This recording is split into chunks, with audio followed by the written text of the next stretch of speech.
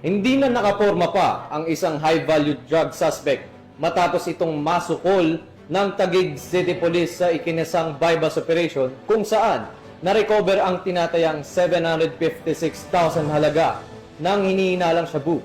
Ayon sa ulat, positibong nabilhan ng operatiba ang suspect na agad na inaresto matapos ang matagumpay na operasyon. Yan ang tinutukan ni Patrolwoman Ivy Corporal.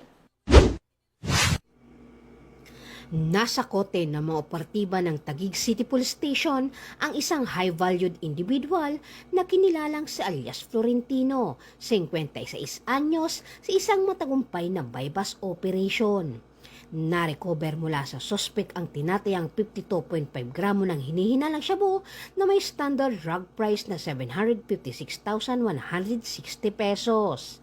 Bukod sa illegal na droga, nakumpiska rin ang mga perang ginamit sa illegal na transaksyon at isang itim na pouch. Dinala ang naarestong suspect at ang mga ebidensyang na-recover sa tanggapan ng Station Drug Enforcement Unit ng Taguig City Police Station para sa wastong dokumentasyon at pagsasampa ng mga kaukulang kaso sa ilalim ng Section 5 at 11, Article 2 ng Republic Act 9165 o mas kilala bilang Comprehensive Dangerous Drug Act of 2002.